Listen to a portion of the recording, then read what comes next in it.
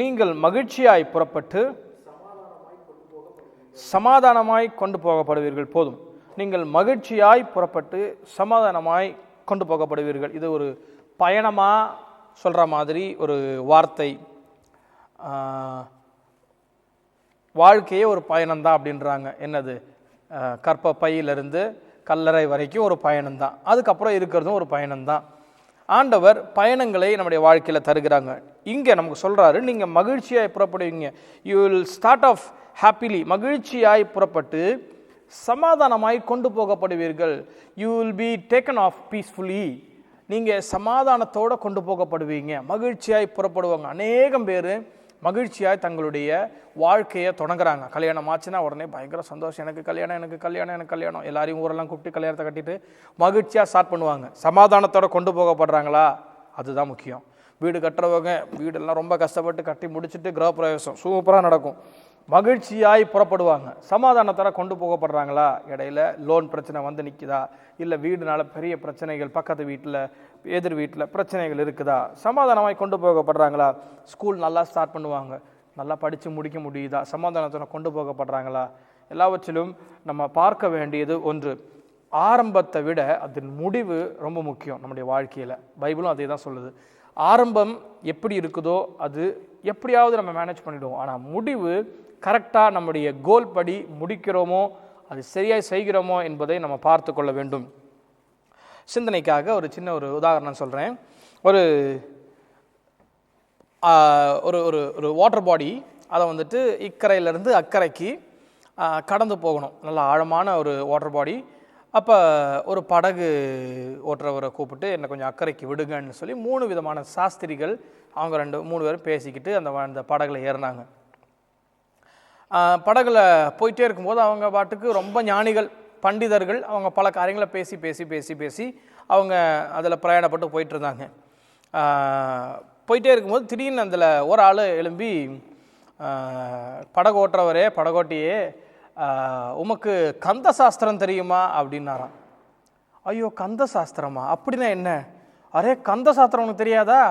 உன் வாழ்க்கையில் 25% நீ இழந்துட்ட, வேஸ்ட்டு நீ வாழ்கிறது அப்படின்னாங்களாம். இவருக்கும் பயங்கர கவலை. அடப்பா, அவன் மனுஷன் ஏறா சும்மா இருக்காமல் என்ன கேட்டுட்டு என் வாழ்க்கையில் 25% காலி பண்ணிட்டாரு. ஐயோ, 25% போச்சா, 25% போச்சா, கந்த சாஸ்திரம் தெரியல எனக்கு அப்படின்னு இதெல்லாம் பேசிட்டு கொஞ்ச நேரம் போனவ அடுத்த ஒரு கொஞ்ச நேரம் கழிச்சு, யோ, உமக்கு அர்த்த சாஸ்திரம் தெரியுமோனோ அப்படின்னாரா. ஐயோ ஐயா, எனக்கு அர்த்த சாஸ்திரம் தெரியாது இப்படின்ன உடனே, உன்னுடைய வாழ்க்கையில் நீ 25 தான் போச்சுன்னு நினச்சேன், 50 போயிருச்சே ஐயா அப்படின்னாராம். ஐயோ, 50% போச்சா, 50% போச்சான்னு சொல்லிட்டு இந்த படகோட்டி பயங்கர டென்ஷனாக வண்டி ஓட்டிகிட்டு இருக்கிறாரு. அப்படியே என்ன பண்ணுறதுனே தெரியல, போயிருச்சே வாழ்க்கை, பாதி போயிருச்சேன்னு போயிட்டு இருந்தார். சும்மா இல்லாமல் இன்னொருத்தர் திருப்பி கூப்பிட்டு, ஐயா, உமக்கு ஞான சாஸ்திரம் தெரியுமா அப்படின்னாராம்.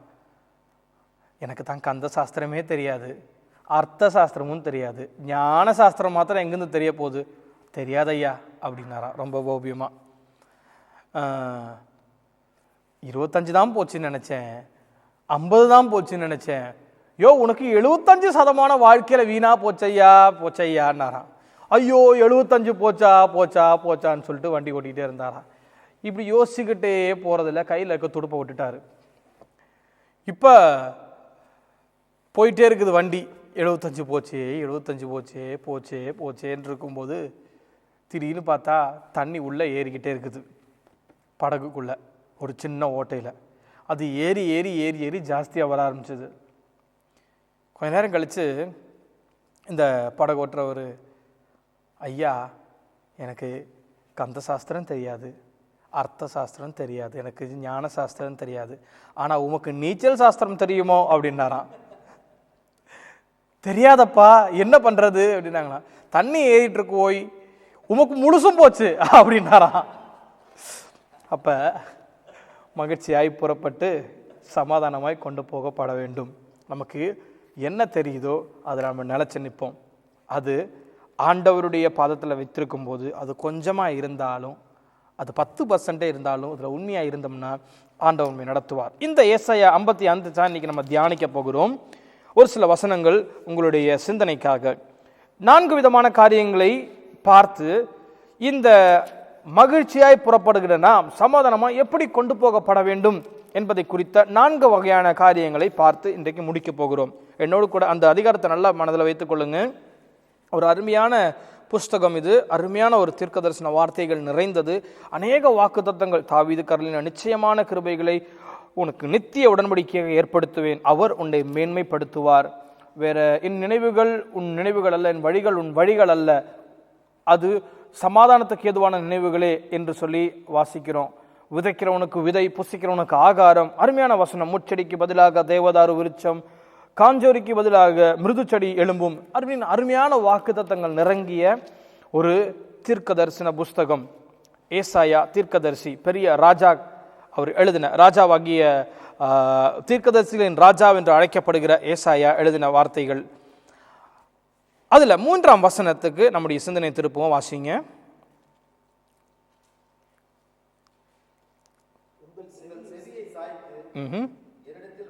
என்னிடத்தில் வாருங்கள்.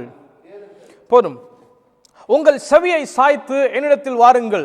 மகிழ்ச்சியை புறப்படுகிறவர்களே, நீங்கள் சமாதானத்துடன் கொண்டு போகப்படுவதற்கு உங்கள் செவியை சாய்த்து என்னிடத்தில் வாருங்கள். கம் unto me, என்னிடத்தில் வாருங்கள். உங்க செவியை ஏன் சாய்ச்சிட்டு வரணும் அப்படின்னு சொல்றாருன்னா, நீங்க கேட்கணும் நான் சொல்றது. அதனால தான் செவியை சாய்ச்சிட்டு வாங்க, சும்மா வராதீங்க, செவியை சாய்ச்சிட்டு வாங்க. ஏன்னா I'm going to tell you something, you have to listen it. நீங்கள் வாருங்கள், நான் சொல்லுவதை கேட்க வாருங்கள். ஏசாயா வர சொல்கிறார். சமாதானமாய் கொண்டு போகப்படணுமா? முதலாவது ஆண்டவருடைய சமூகத்தில் நீங்க வரணும். ஹல்லேலூயா.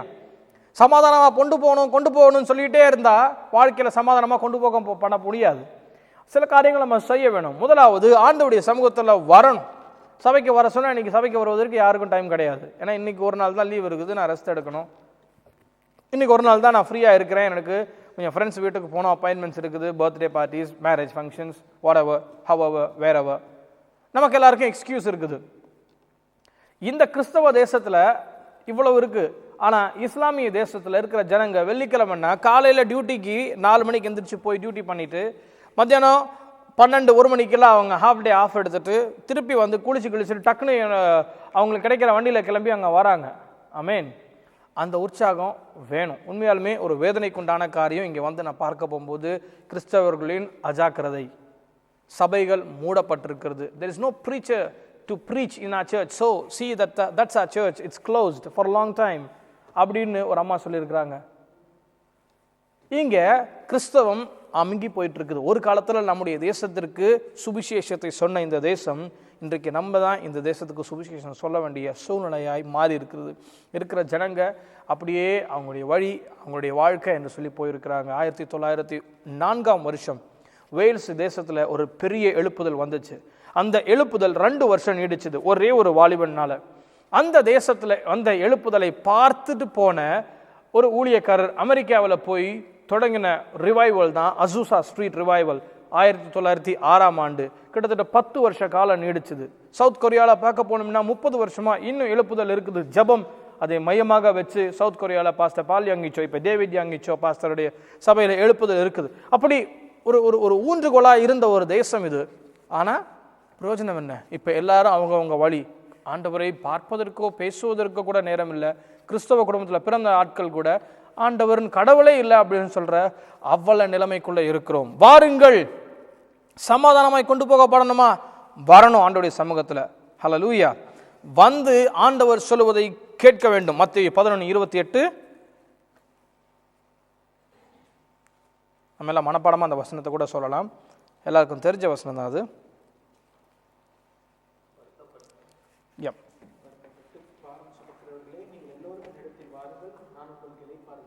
நீங்கள் எல்லோரும் என்னிடத்தில் வாருங்கள். நீங்க வருவீங்கன்னா நான் சொல்லுவதை நீங்க கேட்பீங்க.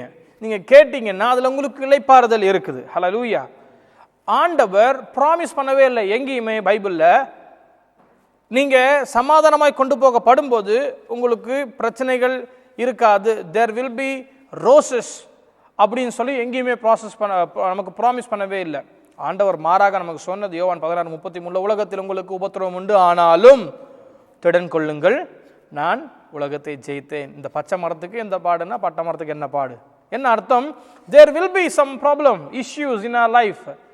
That is to train us, to refine us. நம்மளை ஆண்டவருக்குள்ள நடத்துவதற்காகத்தானே ஒழிஞ்சு குறுக்குவதற்காக கிடையாது. ஆனாலும் அதன் மத்தியில் ஆண்டவர் இருக்கிறார் என்பதை நம்ம மறந்துடக்கூடாது. ஆண்டவர் பாடகளை தான் இருக்கிறாரு, ஆண்டவர் நம்ம கூட தான் வராரு. ஆனாலும் அங்கே ஒரு காற்று அடிச்சுது, ஒரு புயல் வந்துச்சு, தண்ணி படகுக்குள்ளே வந்துச்சு, படகு அமிழ்ந்துடுமோன்னு பயம் இருந்தது. நீச்சல்காரங்க தானே அவங்க, மீன் பிடிக்கிறவங்க தானே அவங்க, அவங்களுக்கு என்ன இவ்வளோ பயம் இருக்குது? நான் சொல்றது உங்களுக்கு புரிஞ்சுதா? ஆனாலும் அவருடைய வாழ்க்கையில் மரண பயம் வந்தது. ஆண்டவர் கூட தான் இருக்கிறாரு, ஆனால் ஆண்டவரை யூட்டிலைஸ் பண்ண வேணும். Amen. You have to come, you have to listen. ஆண்டவரிடத்தில் வந்து ஆண்டவர் சொல்லுவதை கேட்க வேண்டும். உங்கள் செவியை சாய்த்து என்னிடத்தில் வாருங்கள். 55 வாசிக்கும் போது, 55 1 வசனம் வாசிக்க போகும்போது 3 தடவை வாருங்கள் வாருங்கள் வாருங்கள், கம் கம் கம் அப்படின்னு ஆண்டவர் பேசுறாரு. வரணும். ஓ தாகமா இருக்கிறவர்களே என்னிடத்தில் வாருங்கள், பணம் இல்லாதவர்களே வாருங்கள், வந்து பணமுமின்றி விலையுமின்றி திராட்சரசமும் பாலும் குடியுங்கள். ஆண்டவர் கூப்பிடுறார், வாருங்கள் வாருங்கள் என்று சொல்லி கரம் விரித்து ஆண்டவர் கூப்பிடுறாரு. ஆமென். வருவதற்கு நமக்கு நேரம் வேண்டும்.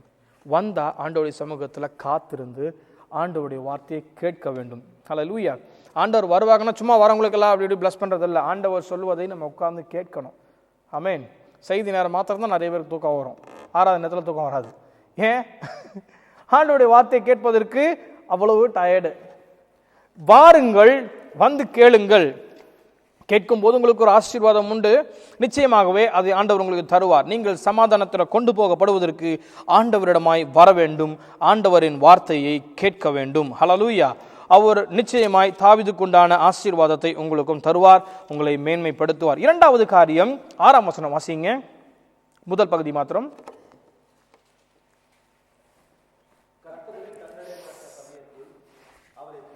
கர்த்தரை கண்டடையத்தக்க சமயத்தில் அவரை தேடுங்கள். ஹல்லேலூயா.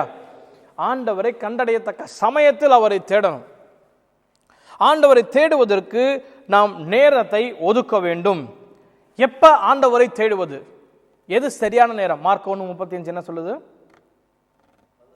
மார்க் 1:35, அவர் அதிகாலமே இருட்டோடே எழுந்து வனாந்தரமான ஒரு இடத்திற்கு போய் அங்கே ஜெபம் பண்ணி அப்படின்னு காமா போட்டு முடிச்சிருக்கிறாங்க. ஏன்னா மீதி நம்ம பண்ணணும் அப்படின்றதுக்காக. அவர் அதிகாலமே எழுந்தார், வனாந்தரமான இடத்திற்கு போனார், இருட்டோடே எழுந்தார். பர்டிகுலரா அப்படின்னா அதிகாலமே இருட்டோடே. நம்ம எல்லாம் காலையில் 8 மணி 7 மணி 6 மணி இல்லை, அதுக்கு முன்னாடி 5 மணி கூட கிடையாது. ஆக்சுவலாக அது 3 மணி. ஏன்னா அப்போதான் இருட்டாக இருக்கும். 4 மணிக்கெல்லாம் வெளுப்பு வந்துடும். இருட்டோடே எழுந்து எங்க? பெட்டில் இல்லை, பெட்ஷீட்டுக்குள்ள இல்லை, வனாந்தரமான இடத்திற்கு போய், means you have to go somewhere out, separate your செல்ஃப், தனியா போய் ஜெபம் பண்ணினார் என்று வேதத்தில் வாசிக்கிறோம். ஜெபிப்பதற்கு நாம் நேர காலத்தை உபயோகம் பண்ண வேண்டும். ஆமென். பெஸ்ட் டைம் ப்ரேயர் பண்ணுறதுக்கு எது அப்படின்னா அது அதிகாலை நேரம் தான்.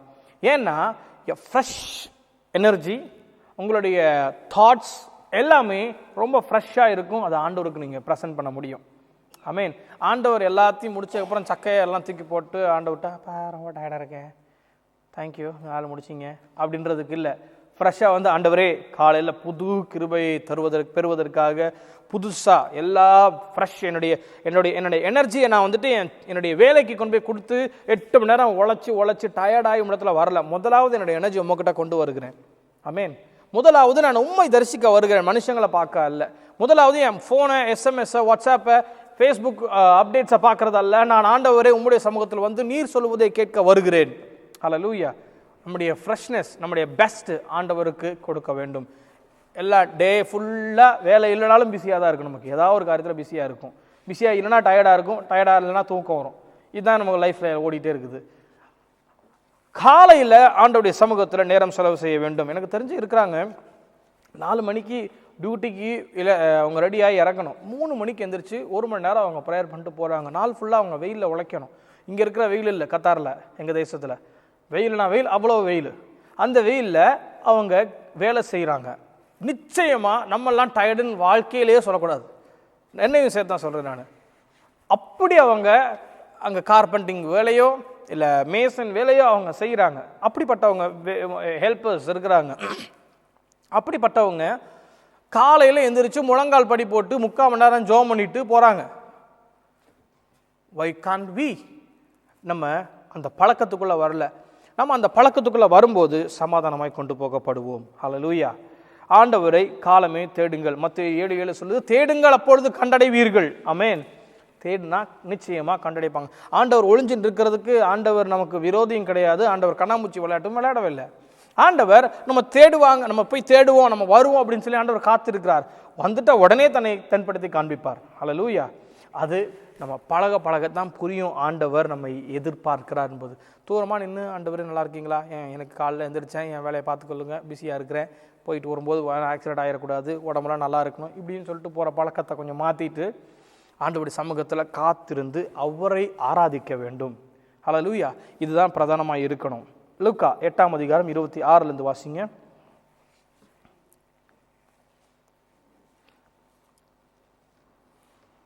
சாதாரண சம்பவங்களைத்தான் நான் ஜஸ்ட் ஒரு எடுத்துக்காட்டாக உங்களுக்கு காண்பிச்சு கொண்டிருக்கிறேன்.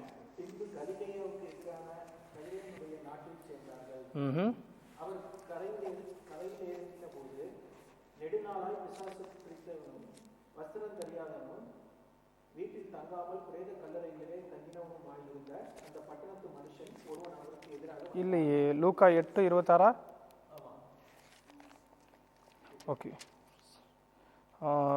Okay, no issues. இது வந்துட்டு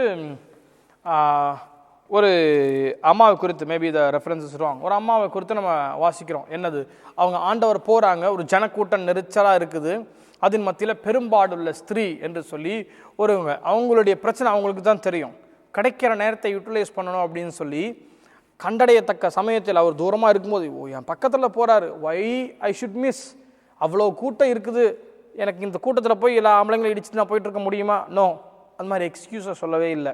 சிச்சுவேஷனையோ இல்லை அங்கே இருக்கிற சூழ்நிலை காரியங்களையோ மனிதர்களையோ இல்லைடா அவங்களுடைய பலகீனத்தையோ நான் எந்திரிச்சு நடந்து போய் ஐயோ கஷ்டம்ப்பா, இந்த மாதிரி எந்த ஒரு எக்ஸ்கியூஸும் இல்லை. அவளுடைய தேவைக்கு அவள் போனால் ஆண்டவர் பக்கத்தில் இருக்கும்போது அவரை தொட முடியல, அவரு என் கை வச்சு ஜெபம் பண்ண முடியல, அட்லீஸ்ட் அவருடைய வஸ்திரத்தின் ஓரத்தையாவது தொடணும். அது விசுவாசம். அமேன் அமேன்.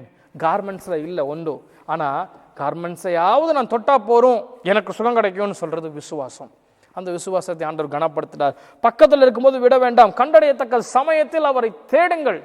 அமேன். அவர் பக்கத்தில் இருக்கிறார். இது கிருபையின் காலம், பரிசுத்த ஆவியானவரின் காலம் போது கிருபையை பெற்றுக்கொள்வதற்கு போய் நிற்கணும் அவருடையதில். ஹல்லேலூயா. ஆண்டவர் நிச்சயமாய் அவருடைய பிள்ளைகளுக்கு கேட்கும்போது தருகிற தேவனாய் இருக்கிறார். அவர் தாராளமாய் தன்னுடைய நன்மையை எல்லாருக்குமாய் வழங்கி கொடுப்பார். அடுத்ததாக 6ஆம் அதிகாரம், முதலாவது என்ன சொன்னேன் நான்? ஃபர்ஸ்ட் நான் சொன்ன பாயிண்ட், நான் எப்போவுமே இப்படி தான் ரெஃப்ரெஷ் பண்ணிகிட்டே தான் இருப்பேன் நான். வாருங்கள். 2வது தேடுங்கள். 3வது அதே 6ஆம் வசனம் பி, அடுத்த பகுதி வாசிங்க. ஏசாயா 55. எஸ், அவர் சமீபமாய் இருக்கையில் அவரை நோக்கி கூப்பிடுங்கள். ஹல்லேலூயா.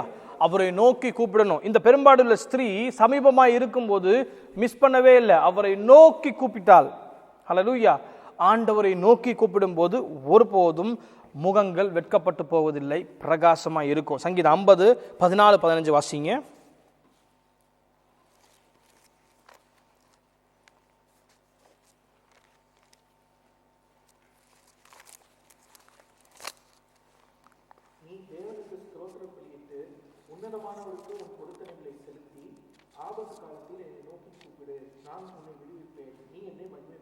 ஆபத்து காலத்தில் என்னை நோக்கி கூப்பிடு, நான் உன்னை விடுவிப்பேன், நீ என்னை மகிமைப்படுத்துவாய். ஹல்லேலூயா. ஆபத்து காலத்தில் அவரை நோக்கி கூப்பிடணும். ஆண்டவருக்கு தெரியும் என் பிரச்சனை, அப்புறம் என்ன ஆண்டவர் என்னை கூப்பிடணும்னு சொல்கிறாரு? ஆண்டவருக்கு தெரியாதா? இன்றைக்கி உனக்கு பிரச்சனை இருக்குது, எனக்கு ஸ்கூல் ஃபீஸ் கட்டணும், இல்லை எனக்கு டியூட்டிக்கு போகிறேன், நானே என்னுடைய பஸ்க்கு போகிறதுக்கு காசு இல்லை, எனக்கு சுகர் ப்ராப்ளம் இருக்குது, இதெல்லாம் ஆண்டவர் தெரியாதா? ஆண்டவர் செஞ்சுக்க வேண்டியதானே அப்படின்னு சொல்லி நம்ம வேண்டாம் விதுப்பான காரியத்தை பேசக்கூடாது. நம்முடைய தேவையை ஆண்டவர்கிட்ட நம்ம சொல்லணும். ஆமேன். நம்முடைய காரியங்களும் ஆண்டவர்கிட்ட நம்ம பேசணும். ஆண்டவரே உம்முடைய சமூகத்தில் நான் வருகிறேன், என்னுடைய காரியங்கள் இதுவா இருக்கிறது, நீர் அறிந்திருக்கிறீர், ஆண்டவரே உம்முடைய சித்தம் அது என்னுடைய வாழ்க்கையில் நிறைவேறும்படி செய்யும் என்று சொல்லி ஆண்டவரிடத்தில் நம்ம விட்டு கொடுக்க வேண்டும். ஹல்லேலூயா. அவர் சமீபமாக இருக்கும் பொழுது அவரை நோக்கி கூப்பிடுங்கள். மார்க் 10:46 மேற்கொண்டு வாசிங்க. மார்க் 10:46.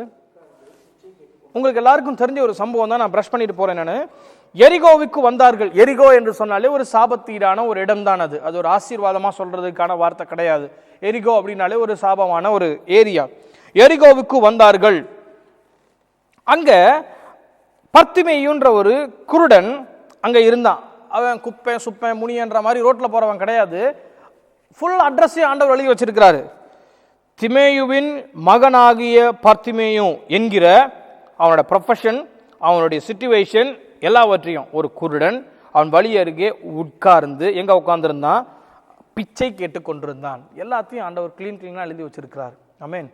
அவன் திமேயுவின் குமாரன், அவன் பேரு பர்த்திமேயு, அவன் ஒரு குருடன், அவன் வழி அருகே உட்கார்ந்திருந்தான், அவன் பிச்சை கேட்டு கொண்டிருந்தான்.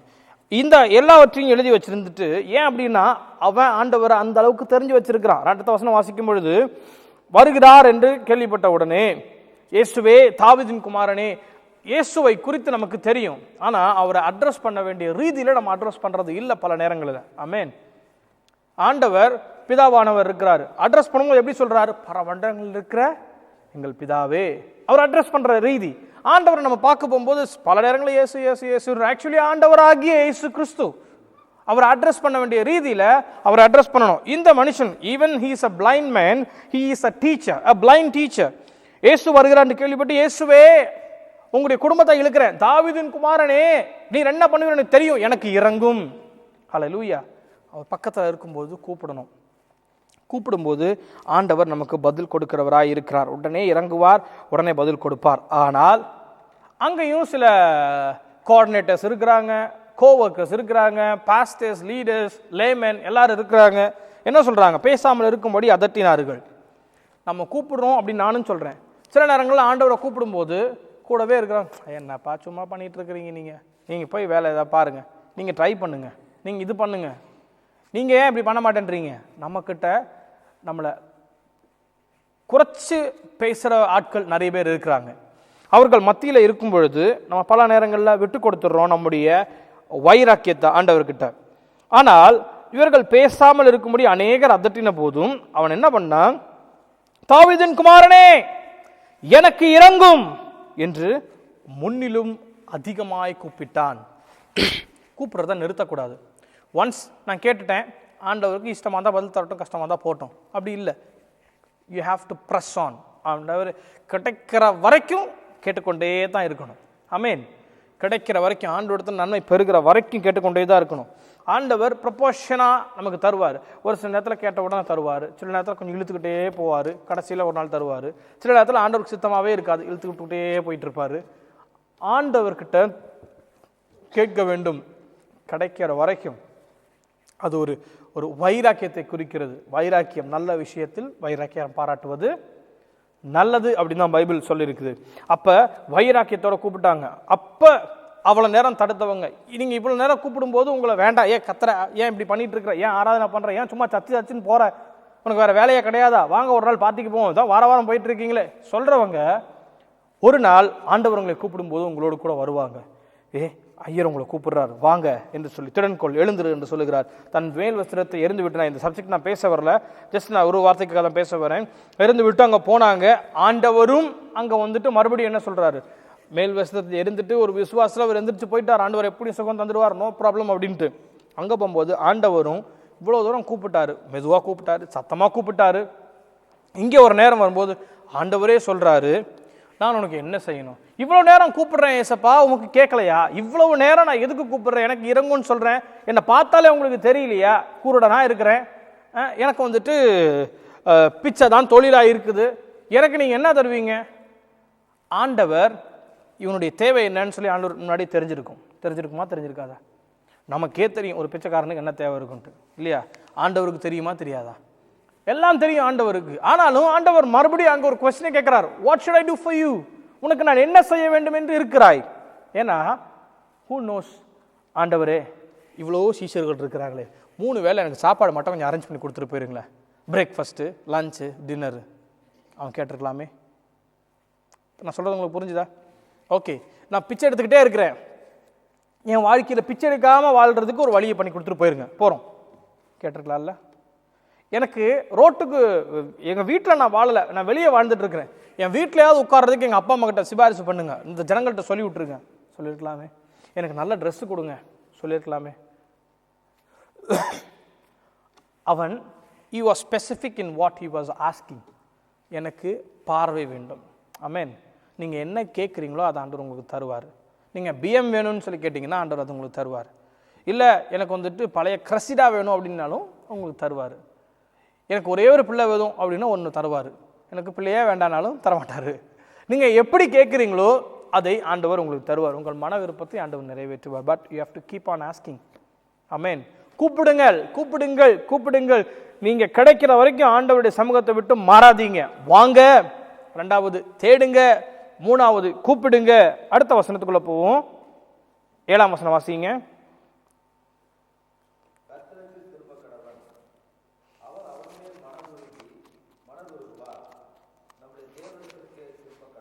ஹல்லேலூயா.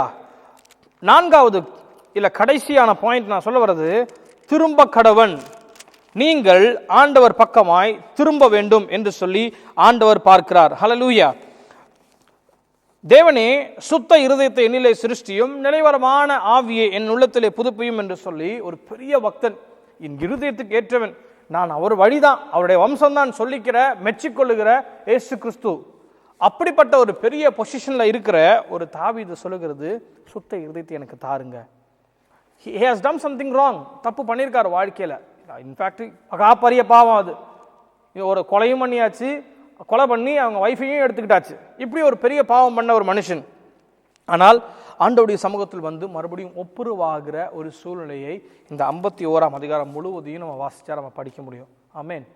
ஆண்டவரோடு கூட தப்பு செய்யாத ஒரு மனுஷனும் கிடையாது. நம்ம தப்பு செய்யலை அப்படின்னா நீங்கள் இங்கே இருக்கிற ஆளே கிடையாது. நான் பரிசுத்தவான் அப்படின்னு நீங்கள் சொன்னீங்கன்னா நீங்கள் ஆல்ரெடி ஓவர் டைம் பண்ணிட்டு இருக்கிறீங்க. மேலே போய் சேர்ந்திருக்க வேண்டிய நாட்கள் என்றைக்கோ கழிந்தது உங்களுக்கு.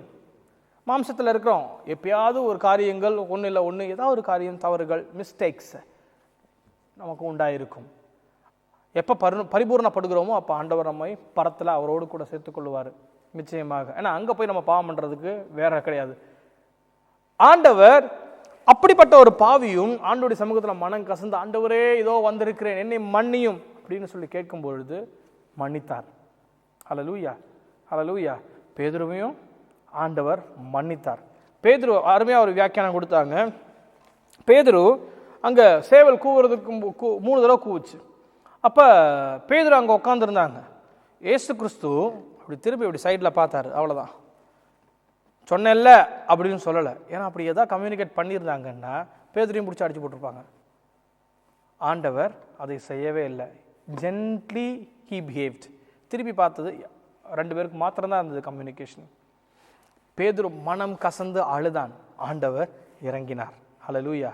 அவனுக்கு ஒரு பாவமோ ஒரு சாபமோ வரல. ஆனால் யூதாஸ் காரியத்து மனம் கசந்தான், ஆனால் திரும்பவில்லை. அதனால் மனம் கசந்தாலும் நீங்கள் ஆண்டவர்கிட்ட வரல அப்படின்னா உங்களுக்கு தூக்கு மேடை தான் இருக்குது, உங்களுக்கு மரணம் தான் இருக்குது. திரும்ப கடவன், திரும்ப கடவன். பாவம் செய்யாதவன் ஒருவனும் இல்லை, எல்லாரும் பாவம் செய்து தெய்வ மகிமையற்றவர்களாகி என்று சொல்லி ரோமரில் வாசிக்கிறோம் நம்ம. ஆனால் ஆண்டவர் பக்கம் நம்ம திரும்புவோமே என்றால் ஆண்டவர் நம்மை சமாதானமாய் கொண்டு போக தயாராக இருக்கிறார். ஹல்லேலூயா. தாவீதுடைய வாழ்க்கை ஆண்டவர் அப்பயே அழிச்சு போட்டு கலாஸ் பண்ணியிருக்கலாம், முடிச்சிருக்கலாம். இனிமே நீ வாழ வேண்டிய அவசியம் கிடையாது. சவுலை புறக்கணிச்ச மாதிரி உன்னையே நான் போட்டுட்டு நான் வேற ஒரு ஆள் எடுத்துக்கிறேன், எனக்கு சாலமோன் இருக்கிறாங்க, சாலமோன் இல்லைன்னா வேற அப்சலோம் கூட ஆண்டவர் யூஸ் பண்ணியிருக்க முடியும் இல்லையா? இல்லை வேற ஏதாவது மாடு மேய்க்கிற வேற ஏதாவது பையன், இல்லைனா எங்கேயோ ஒரு ஆளை பார்த்து ஆண்டவர் எடுத்துருக்கலாம். ஆனால் மனக்கசந்த திருமணத்தினால தான் அந்த தாவீதுக்கு ஒரு விமோச்சனம் வந்துச்சு. அந்த விமோச்சனம் பெரிய மனிதனாய் மாற்றிட்டு. ஹல்லேலூயா, ஹல்லேலூயா. ஆண்டவர் திரும்புகிற மனிதனை தேடிக்கொண்டிருக்கிறாங்க. அதனால தாவீதுடைய வாழ்க்கை சமாதானமாய் மறுபடியும் கொண்டு போகப்பட்டது. ஆண்டவர் தாவீதை ஆசீர்வதித்தாங்க. நம்ம புறப்படுகிறோம். நம்முடைய வாழ்க்கை என்னும் இந்த ஆச்சாரத்தில் நம்முடைய வாழ்க்கை ஒவ்வொரு நாளும் ஒவ்வொரு படியும் மாறிக்கொண்டு போய்கொண்டே இருக்கிறது. சமாதானமாய் கொண்டு போகப்பட வேண்டும் என்றால் நிச்சயமாய் ஆண்டவருடைய வசனம் நமக்கு தேவை. என்னென்ன சொன்னேன் நான்? எத்தனை பாயிண்ட் சொன்னேன் நான்? வாருங்கள், தேடுங்கள், கூப்பிடுங்கள், திரும்புங்கள். ஆண்டவர் உங்களை ஆசீர்வதிப்பாங்க. இந்த 4 காரியங்களை செய்யும் பொழுது ஆண்டவர் இப்ப கொடுக்கிறார் நமக்கு வாக்குத்தத்தம். வந்தீங்க, நீங்க தேடுனீங்க, நீங்க கூப்பிட்டீங்க, நீங்க திரும்பினீங்க, நான் எப்படி சும்மா இருப்பேன்? நீங்க மகிழ்ச்சியாய் புறப்பட்டு சமாதானமாய் கொண்டு போகப்படுவீர்கள். ஹல்லேலூயா. இந்த 2015 இவ்வளவு தூரம் வந்துட்டீங்க, நான் கேரண்டி பண்றேன், நீங்க இந்த 4 காரியம் பண்றீங்க, நான் உங்களை சமாதானமா கொண்டு போகப்படுறேன். I will take that charge. இந்த காரியத்தில் நீங்க நிலைச்சு நெல்லுங்க. ஆமென். நீங்க நிலைச்சு என்னை தேடுங்க, என்னுடைய சமூகத்தில் இருங்க, உங்களுடைய பொல்லாத வழிகளை விட்டு திரும்புங்க, நான் உங்களை நடத்துவேன். சங்கீதம் நீதிமொழிகள் 28:13. தன் பாவங்களை மறைக்கிறவன் வாழ்வடைய மாட்டான், அவைகளை அறிக்கை செய்து விட்டு விடுகிறவனோ இரக்கம் பெறுவான். அந்த இரக்கம் பெற்றுக்கொண்டு நீங்கள் சமாதானமாய் கொண்டு போகப்படுவீர்கள் என்று சொல்லி ஆண்டவர் சொல்லுகிறார். உங்களுக்கு கொடுக்குற வாக்குத்தத்தம் கூட எடுத்துக்கொள்ளுங்க. நீங்க இந்த வருஷம் மகிழ்ச்சியாய் புறப்பட்டு சமாதானமாய் கொண்டு போகப்படுவீர்கள். அதனுடைய ஆசீர்வாதம் என்ன உங்களுக்கு தெரியுமா?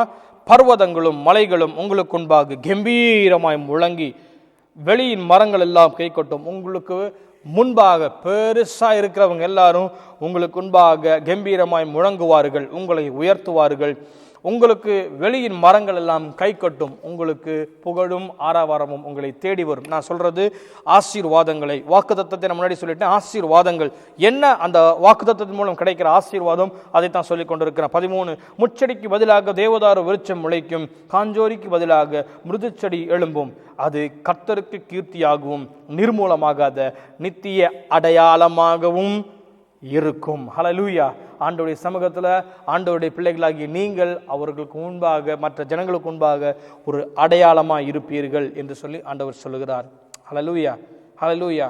இந்த ஆசீர்வாதங்கள் பெற வேண்டும் என்றால் இந்த வாக்குத்தத்தத்தை நீங்கள் சுதந்தரிக்க வேண்டும். இந்த வாக்குத்தத்தத்தை நீங்கள் சுதந்தரிக்கணும்னா இந்த 4 விதமான படிகளை நீங்கள் கடக்க வேண்டும். ஹல்லேலூயா. அப்பொழுது ஆண்டவர் உங்களை நடத்துவார். நீங்கள் கந்த சாஸ்திரம் படிக்கலனாலும், அர்த்த சாஸ்திரம் படிக்கலனாலும், ஞான சாஸ்திரம் படிக்கலனாலும், வேத சாஸ்திரம் படிங்க, ஆண்டவர் உங்களை நடத்துவார். கண்களை மூடுவோம், ஆண்டவர் நோக்கி பார்ப்போம். நன்றி செலுத்துகிறோம் சுவாமி. இதோ உம்முடைய சமூகத்தில் நாங்கள் வருகிறோம். ஆண்டவரே, எங்களை மகிழ்ச்சியை புறப்பட பண்ணி சமாதானமாய் கொண்டு போகப்படுகிற எங்களுடைய வாழ்க்கையின் அச்சாரமாய் ஆணியாய் இருக்கிற எங்கள் பரலோகத்தின் பிதாவே, உம்முடைய சமூகத்தில் நாங்கள் சேர்ந்து வருகிறோம். கர்த்தாவே, ஆண்டவரே, எங்களுக்கு கொடுத்த வாக்குத்தத்தத்துக்காய் ஸ்தோத்திரங்கள், அதை தழுவின ஆசீர்வாதங்களுக்காய் உமக்கு ஸ்தோத்திரங்கள். ஆண்டவரே, நாங்கள் செய்ய வேண்டிய காரியத்தை நாங்கள் செய்ய ஆண்டவர் அனுக்கிரகம் செய்வீராக. அதில் நாங்கள் நிலைத்து நிற்கும் பொழுது, ஆண்டவரே, உம்முடைய சமூகத்தில் நாங்கள் வரும் பொழுது, உம்முடைய வார்த்தையை கேட்கும் பொழுது, அப்பாவுமே தேடும் பொழுது, உம்மை நோக்கி கூப்பிடும் பொழுது, எங்களுடைய பாவ காரியங்களை விட்டு நாங்கள் திரும்பும் பொழுது, ஆண்டவர் நீர் கேட்கிறீர், அதற்கு பதிலை தந்து எங்களை நடத்துகிறீர். அதற்காக ஸ்தோத்திரங்கள் சுவாமி. உம்முடைய திட்டம் சித்தம் எல்லாம் நிறைவேற்றுங்க. அடியார்களை தாழ்த்துகிறோம். ஆண்டவரே, உம்முடைய கிருபையின் பிரசனம் எங்களோடு கூட எப்பொழுதும் மாறாமல் நிலைத்து நிற்கட்டும். கொடுத்த நல்ல அருமையான தருணத்துக்காக ஸ்தோத்திரங்கள். அப்பா, இந்த கூடுகையை ஆசீர்வதிக்கிறேன், பெருகுவதாக என்று செபிக்கிறேன். ஆழமான உமக்காய் நிற்கிறவர்கள் இந்த சபையில் எழும்புவார்களாக சுவாமி. அப்பா, ஒருவேளை ஆண்டவர் ஒரு நேரம் கொடுத்து இந்த தேசத்துக்கு மறுபடியும் வருவேனே என்றால், ஆண்டவரே, இந்த சபை நிரம்பி இருக்கிறதை காண என் தேவன் நீங்கள் அனுக்கிரகம் செய்யுங்க சுவாமி. நம்முடைய கருத்தில் ஒப்பு கொடுக்கிறோம். அனுக்கிரகமாய் ஆண்டவரே, இவர்கள் அனைவரையும் கற்று நீங்கள் ஆசீர்வாதத்தை நடத்துங்கப்பா. அப்பா, மகிழ்ச்சியாய் புறப்படுகிற இவர்கள் சமாதானத்துடன் கொண்டு போகப்படட்டும். அவருடைய தனிப்பட்ட வாழ்க்கையில சரி, குடும்ப வாழ்க்கையில, பிள்ளைகளின் வளர்ச்சியில, ஆண்டவரே, அவங்களுடைய வேலையின் வாழ்க்கையில, ஆவிக்குரிய வாழ்க்கையில, ஆண்டவரே, இவர்கள் வளர்ந்து செழித்து வாழ்ந்திருக்க வாழ்த்துகிறேன், சமாதானத்தை சொல்லுகிறேன். அனுக்கிரகம் செய்கிற தயவுக்காய் ஸ்தோத்திரங்கள். இயேசுவின் நாமத்தில் பிதாவே, ஆமேன், ஆமேன்.